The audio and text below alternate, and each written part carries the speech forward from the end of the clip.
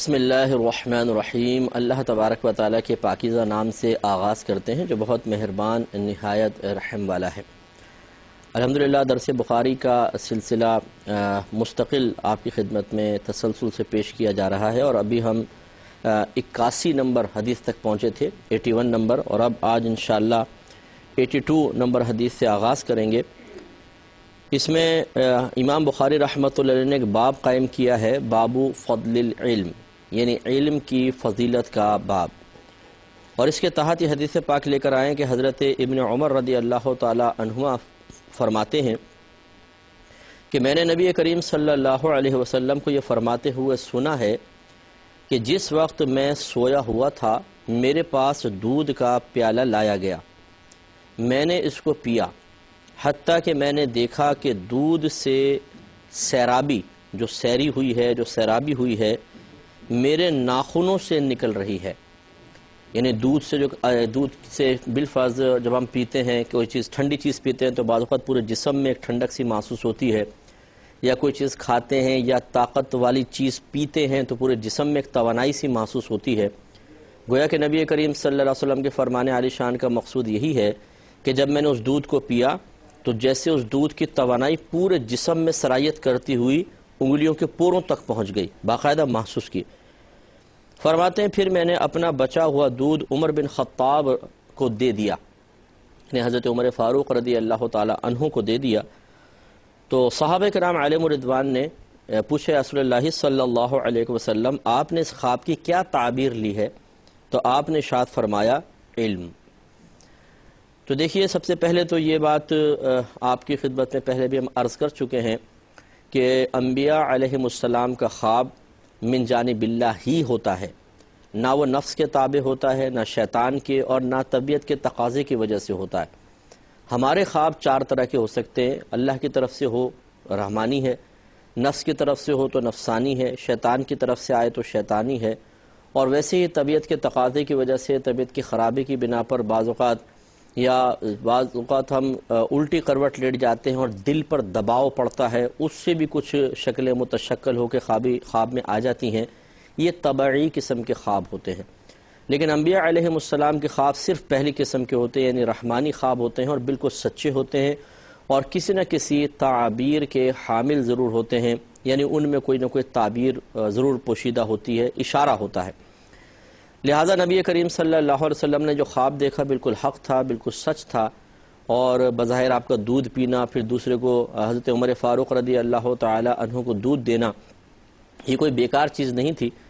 لہٰذا صحابہ کرام علیہم رضوان نے فوراً پوچھا یا رسول اللہ صلی اللہ علیہ وسلم آپ نے دودھ کی تعبیر کیا لی ہے؟ تو فرمایا کہ علم۔ گویا کہ نبی کریم صلی اللہ علیہ وسلم کے فرمان عالی شان کا مطلب یہ تھا کہ مجھے دودھ کی شکل میں گویا کہ علم دیا گیا، یا دودھ دکھا کر علم کی طرف مجھے اشارہ کیا گیا کہ آپ کو اتنا علم دیا گیا ہے کہ پورے جسم میں گویا کہ وہ سرایت کر گیا، یعنی بڑی وافر مقدار میں آپ کو علم دیا گیا۔ اور پھر نبی کریم صلی اللہ علیہ وسلم نے حضرت عمر فاروق رضی اللہ تعالیٰ عنہ کو دودھ دیا، تو گویا کہ حضرت سیدنا عمر فاروق رضی اللہ تعالیٰ عنہ نے نبی کریم صلی اللہ علیہ وسلم سے علم کا فیض حاصل کیا، اور کثیر علم آپ کو بھی حاصل ہوا۔ تو ایک تو یہ جو تعبیر ہمارے نبی کریم صلی اللہ علیہ وسلم نے کسی بھی چیز کے بیان کر دی ہے، وہ تعبیر آپ بھی بالکل بلا جھجک تعبیر بنا سکتے ہیں۔ مثلا کوئی آپ کے گھر میں بولے کہ آج تو میں نے اپنے آپ کو دودھ پیتے ہوئے دیکھا، کیا تعبیر ہے؟ تو آپ بالکل کہہ سکتے ہیں کہ اس کی تعبیر علم ہے، یعنی اللہ تبارک و تعالی نے تمہیں علم عطا فرما رہا ہے یا علم عطا فرمائے گا، یہ اس کی طرف اشارہ بالکل کہہ سکتے ہیں، کیونکہ ہمارے نبی کریم صلی اللہ علیہ وسلم نے اس کو خود، یعنی علم کو دودھ سے تعبیر فرمایا، دودھ کو علم سے تعبیر فرمایا، تو اب ہمیں بھی بیان کی گویا کہ اجازت ہوگی۔ دوسری بات یہ ہے کہ اس سے حضرت عمر فاروق رضی اللہ تعالی عنہ کی اہمیت، آپ کی منقبت، آپ کی فضیلت، اور آپ کا بارگاہ رسالت و بارگاہ الہی میں ایک مقام ظاہر ہوا کہ نبی کریم صلی اللہ علیہ وسلم کو جو علوم دیے گئے، آپ نے وہ علم حضرت عمر فاروق رضی اللہ تعالی عنہ کو دیا۔ یقیناً خواب اللہ تعالیٰ کی طرف سے تھا، تو یہ اشارہ بھی اللہ کی طرف سے ہوا۔ حضرت عمر فاروق رضی اللہ تعالی عنہ کا خواب میں دکھایا جانا بھی اللہ تعالیٰ کی طرف سے تھا۔ کم بیش 1,24,000 صحابہ کرام علیہم رضوان میں سے اللہ تبارک و تعالیٰ کا اس خواب میں عمر فاروق رضی اللہ تعالیٰ عنہ کو دکھایا جانا ثابت کرتا ہے کہ آپ کی بارگاہ الہی میں بڑی وجاہت ہے، بڑا مقام ہے، ورنہ کوئی اور بھی صحابی جس کو اللہ تعالیٰ دکھانا چاہتا، تو جس کا اس فضیلت کے اظہار کے سلسلے میں، وسیع علم کے حامل ہونے کے سلسلے میں، وسیع علم کے مالک ہونے کے سلسلے میں جس کو دکھانا مقصود تھا، اس کا انتخاب اللہ تعالیٰ نے فرمایا، تو اس سے حضرت عمر فاروق رضی اللہ تعالیٰ عنہ کی بہترین فضیلت ظاہر ہوئی۔ تو اس کو فضائل عمر فاروق رضی اللہ تعالیٰ عنہ میں بھی بیان کیا جا سکتا ہے اور فضیلت علم میں بھی ذکر کیا جا سکتا ہے، جیسے کہ امام بخاری رحمۃ اللہ علیہ نے ذکر فرمایا۔ تو اس سے دیکھیں علم کی فضیلت حاصل ہوئی کہ نبی کریم کو خواب میں علم گویا کہ عطا کیا جا رہا ہے، آپ کے ذریعے عمر فاروق رضی اللہ تعالیٰ عنہ تک یہ چیز پہنچ رہی ہے، اور اللہ تعالیٰ اپنے حبیب کریم صلی اللہ علیہ وسلم کو جو کچھ عطا فرماتا ہے وہ سب سے پسندیدہ اور خود اللہ تعالیٰ کی بارگاہ میں انتہائی اہمیت کا حامل ہوتا ہے۔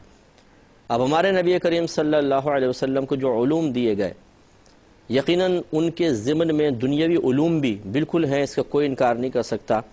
لیکن نبی کا منصب یہ ہوتا ہے کہ وہ علوم دینیہ اللہ کی بارگاہ سے حاصل کرتا ہے اور لوگوں تک اس کو پہنچاتا ہے۔ اس کا مطلب یہ نہیں ہوتا کہ وہ دنیاوی علوم کے حامل نہیں ہوتے ہیں۔ یہ فزکس، کیمسٹری، میتھ، جتنی بھی چیزیں ہیں، جب نبی کو ہر چیز کی حکمت بتا دی جاتی ہے، وہ ایک ایک چیز کو دیکھتا ہے اور اس کی تہ تک پہنچ جاتا ہے، اللہ تعالیٰ کی عطا سے اس کو اتنا علم دیا جاتا ہے، تو ضمناً یہ تمام علوم بھی اس کو حاصل ہوتے ہیں۔ یہ الگ بات ہے کہ وہ ان کی نشاندہی نہیں کرتا، وہ ان کو سکھاتا نہیں ہے، وہ خاص طور پہ ان امور سے، جو کیمسٹری میں جن چیزوں کے بارے میں بحث ہوگی، فزکس میں جن چیزوں کو خاص طور پہ مد نظر رکھ کر اس پر بحث کی جائے گی، اگرچہ نبی کریم صلی اللہ علیہ وسلم یا کوئی بھی نبی خاص ان چیزوں کا ذکر کر کے اس کو ایک علم کے طور پر ظاہر نہیں فرماتا، اس کا خاص ایک نام نہیں رکھ دیتا، لیکن یہ تمام چیزیں اسے ضمناً حاصل ہوتی ہیں۔ جیسے اللہ تبارک و تعالی، ذرا تھوڑا سا اس پوائنٹ پہ غور کیجئے گا کہ اللہ تعالیٰ نے چیزیں پیدا فرمائیں اور ان کے اندر عجیب و غریب عجائبات رکھے، بڑی حکمتیں پوشیدہ فرمائیں۔ آج سائنسدان اس میں غور و تفکر کرتے ہیں، مختلف قسم کے ایلیمنٹس دیکھتے ہیں، معدنیات وغیرہ ہوتی ہیں، اور وائرسز پہ غور و تفکر کیا جاتا ہے، اور دیگر بہت سارے امور پر وہ غور کرتے ہیں، تو یہ اور دریافت کرتے چلے جا رہے ہیں۔ یہ دریافت کر رہے ہیں، ایجاد نہیں کر رہے۔ ایجاد کرنے والی اللہ تبارک و تعالیٰ کی ذات ہے۔ اس کا مطلب ہے کہ جتنی بھی چیزیں ایجاد کر کے اس کو ایک موضوع یا ایک عنوان، ایک سبجیکٹ کے تحت یہ لے کر آتے ہیں، اس کا ایک نام رکھ دیتے ہیں کہ ان چیزوں سے بحث ہوگی، اس کا نام کیا ہے جی کیمسٹری، ان چیزوں کے بارے میں بحث ہوگی، اس علم کا نام کیا جی فزکس، ان چیزوں کے بارے میں غور و تفکر کریں گے، کیا جی میڈیکل سائنس ہے یا آئی ٹی کا شعبہ ہے۔ لیکن آپ غور کریں کہ ان چیزوں کو پیدا کرنے والی ذات کون سی ہے؟ اللہ تبارک و تعالیٰ کی۔ اگر وہ بیکٹیریاز پر غور کر رہے ہیں سائنسدان، تو پہلے کسی نے بیکٹیریاز کو پیدا کیا ہے، ان میں مختلف قسم کے مطلب فائدے کے اور نقصان کے پہلو رکھے ہیں۔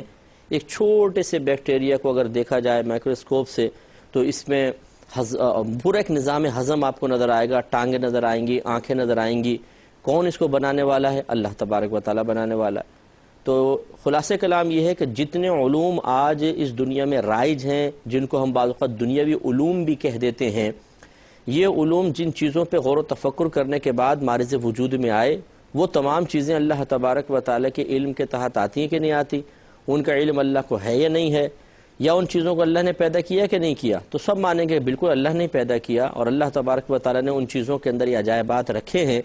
تو سائنسدانوں کو موقع ملا کہ وہ غور و تفکر کر کے ان چیزوں کو دریافت کریں۔ گویا کہ ایک سمجھ لے کنویں کے اندر پانی ڈالنے والی ذات ہے، اور ایک شخص اس پانی کو نکالنے والا ہے، تو نکالنے والا کوئی کمال نہیں کر رہا، وہ تو ایک موجودہ شے کو باہر نکال رہا ہے۔ یہ دیکھا ہی جائے گا پانی اس میں ڈالا کس نے، کمال یہ ہے۔ اس سے معلوم ہوا کہ اللہ تبارک و تعالیٰ فزکس بھی جانتا ہے، کیمسٹری جانتا ہے، میتھمیٹکس جانتا ہے، کون سا ایسا علم ہے جو اللہ تعالیٰ نہیں جانتا۔ لیکن آپ قرآن اٹھا کے پڑھ لیں، کہیں فزکس کا نام نہیں آئے گا، کیمسٹری کا نام نہیں آئے گا، میتھمیٹکس کا نام نہیں آئے گا۔ خاص طور پہ اللہ تعالیٰ نے تو کوئی ایسا ذکر نہیں کیا نا، تو ذکر نہ کرنا اس بات کی دلیل تو نہیں ہو گیا کہ اللہ تبارک و تعالیٰ کو ان چیزوں کا علم بھی حاصل نہیں ہے۔ یہی معاملہ انبیاء علیہ السلام کا ہوتا ہے، چونکہ وہ ایک مختصر مدت کے لیے آتے ہیں، ایک خاص مشن دے کر بھیجے گئے ہوتے ہیں، ان کو پابند کیا ہوتا ہے کہ آپ بس ان پرٹیکولر ٹاپکس پر آپ کلام کریں گے اور ان چیزوں کی معلومات لوگوں تک پہنچائیں گے، باقی چیزیں اگرچہ اہم بھی ہیں، وہ آپ کو علم بھی ہے، لیکن اس کو لوگوں کے سامنے بیان کرنا آپ کا منصب نہیں ہے، اس کے لیے اللہ تعالیٰ نے عام لوگوں کو منتخب کیا ہوا ہے۔ تو اس لیے انبیاء علیہ السلام اپنی زندگی کے مختصر ہونے کے ساتھ ساتھ جو ان پہ ذمہ داری عائد کی گئی ہوتی ہے پرٹیکولر وہی علوم لوگوں تک پہنچانے کی ساری زندگی کوشش کرتے رہتے ہیں۔ اس سے کوئی بھی اس چیز کا انکار نہیں کر سکتا، یہ نہ کرنا چاہیے کہ انبیاء علیہ السلام کو باقی علوم سے بالکل حصہ حاصل نہیں ہے، بالکل ہے، جیسے اللہ تبارک و تعالیٰ کے بارے میں میں نے آپ کی خدمت میں عرض کرنے کی سعادت حاصل کی ہے۔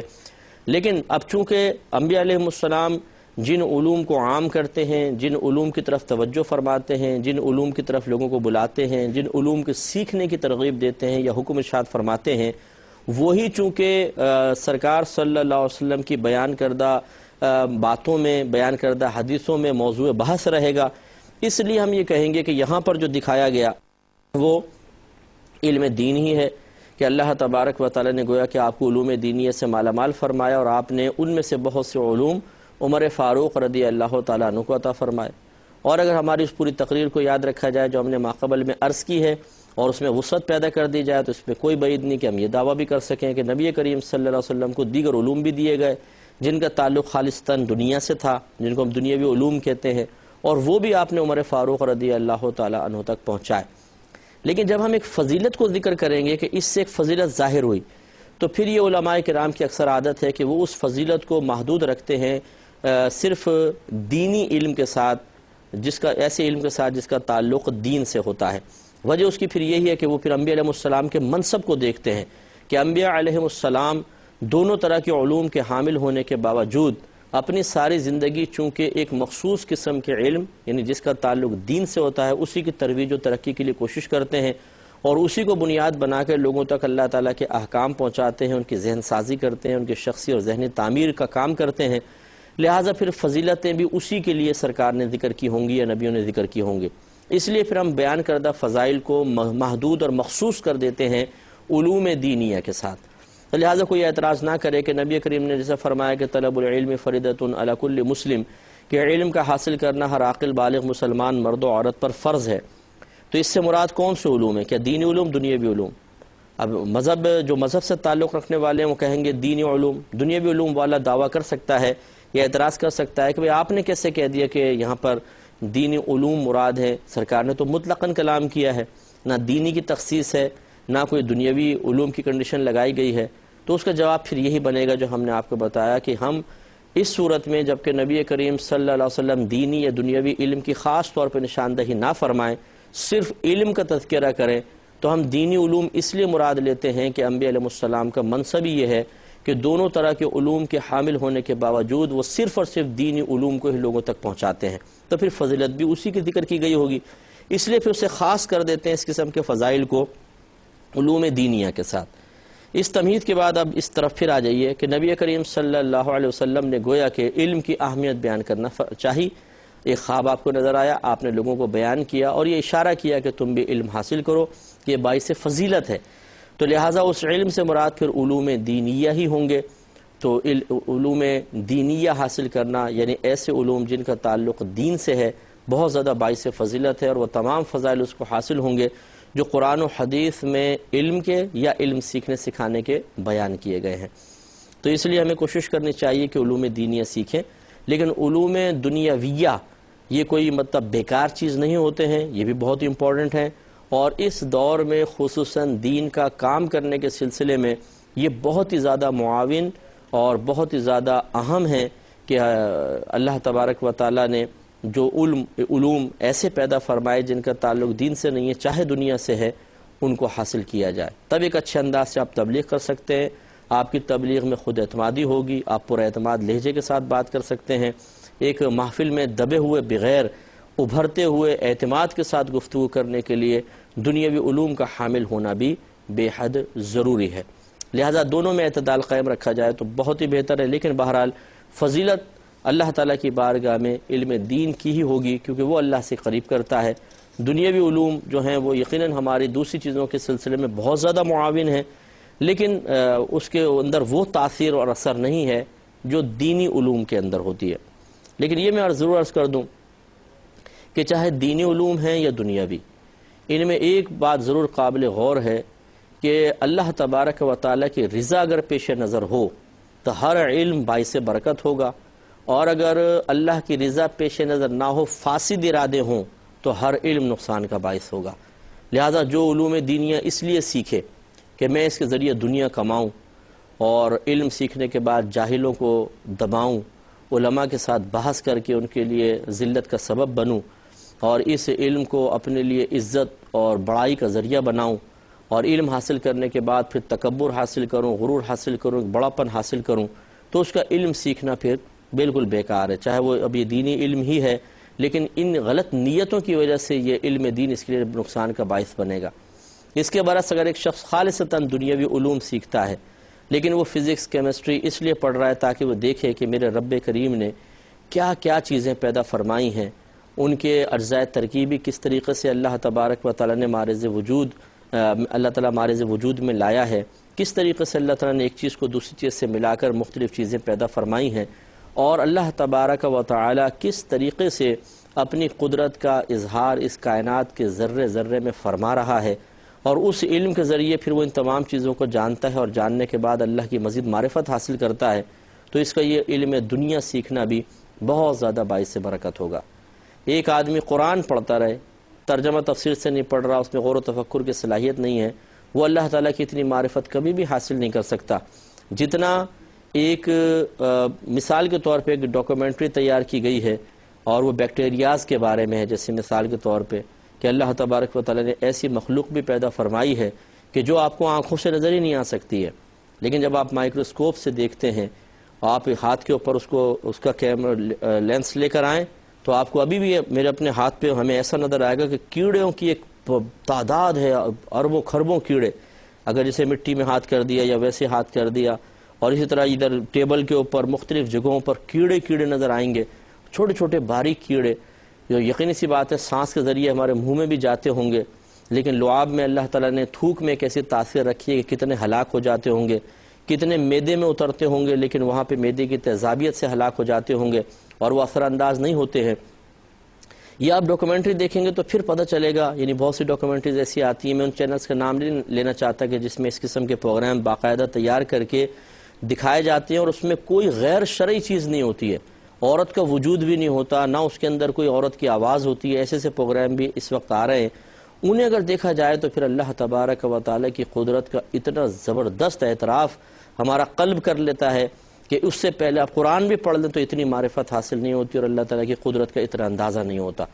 یہ فرق ہے اس میں تھوڑا سا دونوں چیزوں میں قرآن کو خدا نخواستہ کم نہیں کہہ رہا ہوں، لیکن میں عرض کرنا چاہتا ہوں کہ دوسرے علوم سے بھی اللہ تعالیٰ کی معرفت بہت زبردست طریقے سے حاصل ہو سکتی ہے۔ اصل چیز نیت ہے۔ اللہ تعالیٰ ہمیں عمل کی توفیق عطا فرمائے، سمجھ کی توفیق عطا فرمائے، آمین۔ وآخر دعوانا ان الحمدللہ رب العالمین۔